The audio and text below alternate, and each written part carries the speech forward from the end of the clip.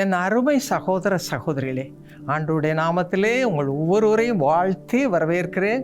இந்த நிகழ்ச்சிக்குள்ளே நாம் போகிறோம். இன்றைக்கு கொடுக்கப்பட்ட அருமையான வாக்குத்தத்த வசனம் உபாகமம் 6ஆம் அதிகாரம் 10ஆம் வசனம். உன் தேவனாகிய கர்த்தர் உனக்கு கொடுப்பேன் என்று ஆபிரகாம், ஈசாக்கு, யாக்கோபு என்பவர்களாகிய உன் பிதாக்களுக்கு ஆணையிட்டு கொடுத்த தேசத்தில் உன்னை பிரவேசிக்க பண்ணும் பொழுதும் நீ கட்டாத வசதியான பெரிய பட்டணங்களையும் நீ நிரப்பாத சகல வஸ்துக்களாலும் நிரம்பிய வீடுகளையும் நடாத திராட்சை தோட்டங்களையும் ஒலிவ தோப்புகளையும் அவனை கொடுப்பதனால் நீ சாப்பிட்டு திருப்தியாகும் பொழுதும், கடைசியில் என்ன சொல்லப்பட்டிருக்கு பாருங்கள், நீங்கள் அடிமைப்பட்டது வீடாக எகிப்து தேசத்தில் உன்னை புறப்பட பண்ணின கர்த்தரை மறவாதபடிக்கு எச்சரிக்கையாயிரு. நிறைய ஆசீர்வாதங்களை நாம் பெற்றுக்கொள்ள விரும்புகிறோம். ஆனால் கர்த்தரை மறவாமல் தேடுகிறோமா? அனுதினமும் தேடுகிறோமா? அருமையான தேவனுடைய மனுஷனாகிய தாவீது அதிகாலையில் தேடின என்றெல்லாம் பார்க்கிறோம். 63ஆம் சங்கீதம் 1ஆம் வசனம், 55ஆம் சங்கீதம் 17ஆம் வசனம், இதெல்லாம் பாருங்கள். தாவீது அவன் வாலிபனாக இருக்கும் பொழுது கர்த்தரை தேடினதுனால ஆட்டு மந்தையின் பின்னால் போனவனை அரசனாக்கினார். ஆண்டவருக்கு எவ்வளோ ஆசீர்வாதம் கொடுக்க முடியும்? இன்றைக்கி ஆசீர்வாதம் இல்லை, எனக்கு ஃபெயில் ஆகிட்டேன், எனக்கு படிப்பு இல்லை, எங்கள் அப்பா அம்மா கவனிக்கலை, நிறைய சொல்கிறீங்க. வாலிப பிள்ளைங்க எவ்வளவு நேரம் எந்திரிக்கிறீங்க? காலையில் எழுந்திருக்கிறது எத்தனை மணிக்கு எந்திரிக்கிறீங்க? 12 மணிக்கு, 11 மணிக்கு. வெட்க இல்லை பிரியமானவர்களே. அதிகாலையில் தாவீதை போட தேடுங்க.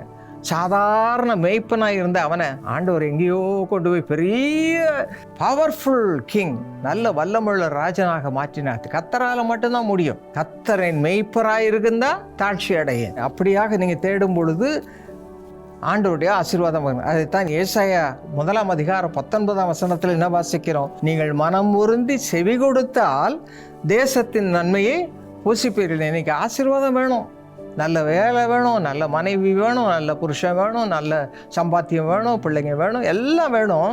ஆனால் நாங்கள் ஜெபம் பண்ண மாட்டோம், நாங்கள் காலையில் எந்திரிக்க மாட்டோம், நல்லா தூங்குவோம், நாங்கள் வேதம் வாசிக்க மாட்டோம், எங்கள் இஷ்டம் போல் நல்லா ட்ரெஸ் பண்ணிட்டு ஆலயத்துக்கு போயிட்டு வருவோம், ஆண்டவரை தேட மாட்டோம். இப்படி வேண்டாத கிரியைகளை செய்யும் பொழுது கர்த்தர் ப்ராமிஸ் பண்ணியிருக்கிற அந்த ஆசீர்வாதங்கள் உங்களுக்கு கிடைக்காம போகும்.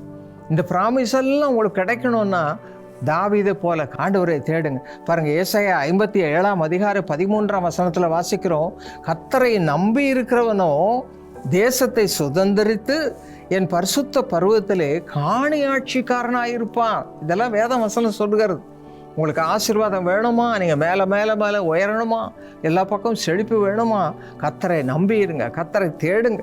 மல்கியா 3ஆம் அதிகாரம் 12ஆம் வசனம் சொல்லுகிறது, அப்பொழுது உன் தேசம் விரும்பப்படத்தக்கதாக இருக்கும் என்று சேனைகளின் கர்த்தர் சொல்லுகிறார். சங்கீதம் 103 2ஆம் வசனம் சொல்லுகிறது, என் ஆத்துமாவே கர்த்தரை ஸ்தோத்திரி, என் முழு உள்ளமே அவருடைய பரிசுத்த நாமத்தை ஸ்தோத்திரி, அவர் செய்த சகல உபகாரங்களை மறவாதே. வாயை திறந்து ஸ்தோத்திரம் பண்ணுங்க, நல்ல ஸ்தோத்திரம் பண்ணுங்க, நல்ல வேதம் வாசிங்க, நல்லா ஜெபம் பண்ணுங்க.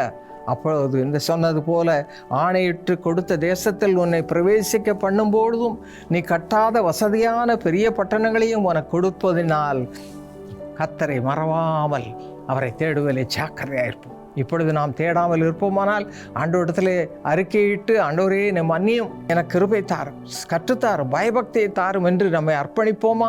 புது வாழ்வை கொடுக்கும்படி கேளுங்க, கர்த்தர் ஆசீர்வதிப்பார். எங்கள் அருமை தகப்பனே, யார் யார் உம்மை தேடாமல் இருக்கிறார்களோ, விசேஷமாக வாலிப வயதில் உன் சிருஷ்டிகரை நினை என்ற வசனத்தின்படி உம்மை தேடாமல் இருக்கிறார்களோ, தூக்கம் தூக்கம் தூக்கம் தூங்கிட்டே இருக்கிறது, ஆண்டவரை தேடாமல் இருக்கிறது. நல்ல ஆசீர்வாதம் மட்டும் வேணும், மற்றபடி ஆண்டவரை தேட மாட்டேன், வேதம் வாசிக்க மாட்டேன், இப்படிலாம் இருக்கிற வாலிப பிள்ளைகளை உம்மண்டை இழுத்துக்கொள்ளோம்ப்பா. தம்பதிகளை உம்மண்டை இழுத்துக்கொள்ளோம்ப்பா. சிறு பிள்ளைகளை உம்மண்டை இழுத்துக்கொள்ளோம்ப்பா. ஆண்டவரே, உம்மை தேட உமக்கு முன்பாக பயபக்தியோடு நடக்க, தெய்வ பயத்தோடு உம்மை தேட ஆண்டவரே உம்முடைய பிள்ளைகளுக்கு கற்றுத்தார் அன்றாட வாழ்விலே தாவீதை போல உமக்கு பயந்து நடக்க கற்றுத்தார். அதன் மூலமாய் அவருடைய வாழ்க்கையை ஆசீர்வதியும். அப்படி நடக்கிற மக்கள் எல்லாம் நினைவூர்ந்து உம்முடைய ஆசீர்வாதத்தால் நிரப்பும். இயேசுவின் நாமத்தில் ஜெபிக்கிறோம் நல்ல பிதாவே, ஆமென்.